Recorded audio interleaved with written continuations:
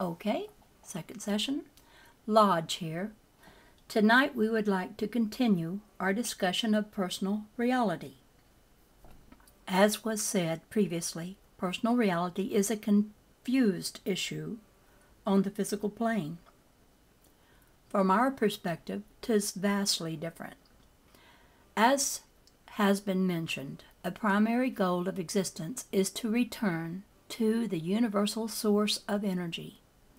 In order to do this, one must overcome the first three planes, the physical plane, the astral plane, and the mental plane.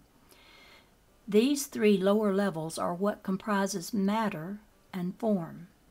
And a man's normal condition is very limited. He is limited by his ordinary senses, his ordinary perceptions. These limitations can be overcome to a great extent by consciously establishing contact with the higher levels of existence. A way to view man in the physical is to liken the physical vehicle as a nucleus, and each subsequent plane as a layer expanding out into infinity. If you were to have an onion with a rock in the center, and you peeled away the layers, when you got to the rock you would have your physical reality and the physical vehicle of the individual. And so, this rock is surrounded by many layers of reality. The further away from the center of the rock that you get, the more abstract until the ultimate is pure energy. The human vehicle and the human consciousness are the highest vibrational frequency on the physical plane. The rest of the plane is comprised of lower vibrational levels and lower consciousness levels. And yet, under ordinary circumstances, the physical vehicle is still like a rock compared to the higher level of existence. Thus, in the normal level of development, this rock, with its weighted consciousness, goes through its normal birth and death cycle. But the consciousness is still heavy, and after the death transition, it floats up a bit, but soon again settles to the bottom to complete another birth-death cycle. Each bit of weight that the consciousness can shed while on the bottom allows it to float a bit higher with each subsequent death transition, until finally the ensuing spirit does not settle back down to the bottom, and the path of physical incarnations is broken.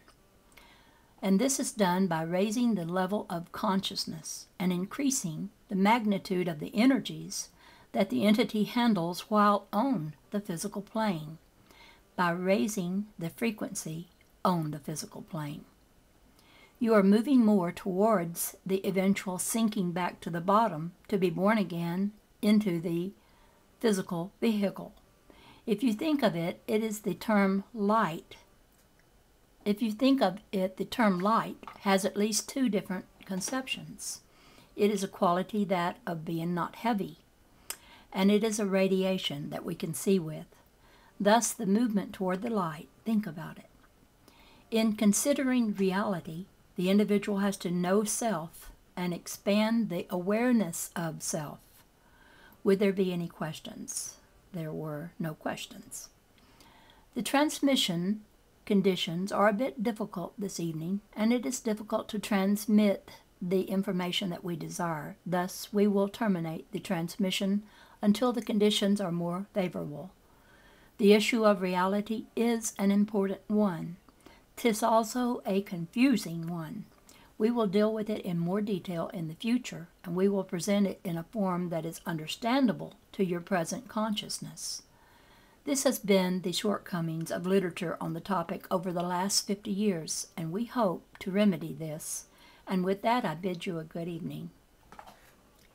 In referring back to the analogy of the onion with the rock in the center, you might say that Lodge is more concerned with the outer layers of the onion, and I am more concerned with the center of the rock, which represents human consciousness and its automaton, the physical vehicle. I think this is a different person they're channeling other than Lodge. The rock that is, human consciousness, has much more unnecessary weight attached to it. This unnecessary weight has accumulated due to the nature of the physical plane. It has been referred to down through the ages as karma. Karmic patterns are not a necessary function of the physical plane. In other words, you do not have to play out karmic patterns. You are in control when you can neutralize the reactionary patterns of thought, which is referred to as karma. The reactions of karma originate on the astral and mental levels. They in turn filter down and intermingle with the physical plane.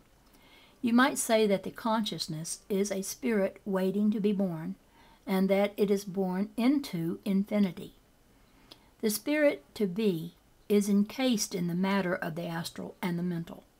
The excess weight must be chipped away until the spirit is freed for its continued journey to the source.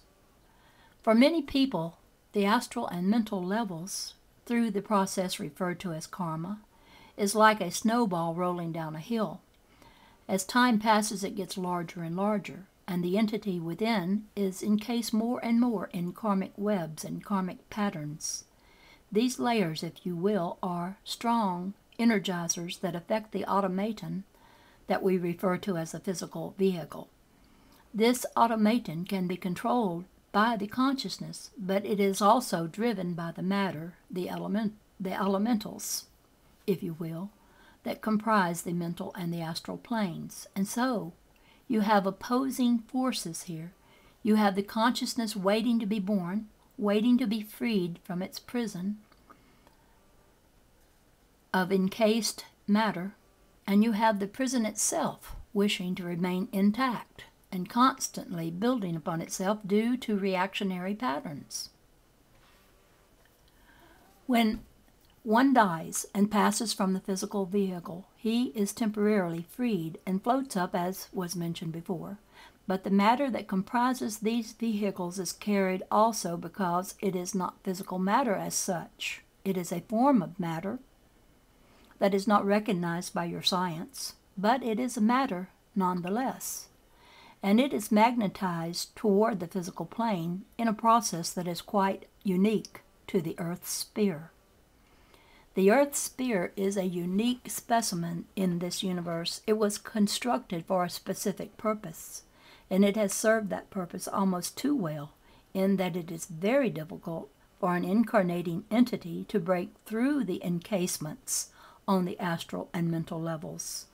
And they are constantly adding to those levels until the consciousness realizes what is occurring and starts the process of slowing the momentum down the hill, so to speak, that is accumulating more karma, and begins the process of chipping away at all the events and emotions that have accumulated within the matter of the astral and mental levels. And this can take several lifetimes once the consciousness is aware. This is what we refer to as a path back to the source, or the path back to the true self. It is important to remove yourself from identification with your physical vehicle and the reactions and the constructs that comprise the astral and the mental levels. This is the key to slowing the momentum of karmic accumulation, and it is the way to begin shedding the weight of the accumulated karma. By following through with both methodologies, the initiate or student of the path begins to make progress and speeds up the vibrations. As each bit of accumulated astral and mental matter is discarded, the elementals that form them are actually dissipated back into the environment, and a literal weight is indeed shed. You can look upon this as if you had a problem in your life that you suddenly resolved, and most people will describe it as if a great weight had been lifted from their being. Think about that, because it admirably demonstrates what I am saying here. Now, look upon it in this manner. After a certain amount of weight is shed, you notice more lightness, but then you acclimate to it, and once again you notice the weight. This is why the lifting of the burden seems to be temporary. However, the progress made is a permanent progress if you follow the requirements of the path. That weight that is shed is permanently gone from your being. Then it is time to tackle the next amount of weight that must be shed. A great portion of the earth plane is devoted toward the interactions of entities. It is the interaction of entities that actually create the earth plane.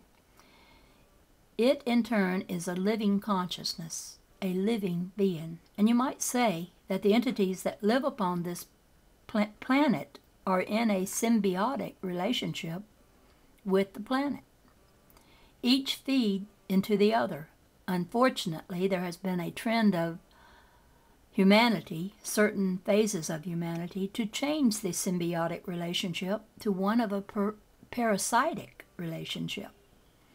If you recall the nature of a parasite relationship, a parasite will attach itself to the host and it will eventually destroy the host, even though it needs the host for continued survival. And that is what certain facets of mankind has done. And the host, which is this planet, is sick. It is ill, and as with any ill organism, it seeks to remedy itself, to destroy that which is causing illness. In terms of the planet Earth, it is humanity that is causing its illness, and the planet is readying itself to purge the parasites that are damaging it. Now you have wondered what it is that one must do to shake off this excess weight that is keeping you a prisoner here. Obviously, simply dying does not free you from this situation or free you from coming back to the physical plane. The magnetic attraction to the weight is too strong. The key to resolving this excess weight lies in the area of attitudes, beliefs, and emotional reactions. The attitudes and beliefs comprise the mental plane. The emotions comprise the astral plane. You will find that the astral plane is closest to the physical plane and is a great impediment to reaching and objectively analyzing that which resides on the mental plane. And so, the primary task of those entering the path of evolution is to overcome emotional reactions. And I believe that in the future, others of our committee will be instructing for various ways to accomplish this.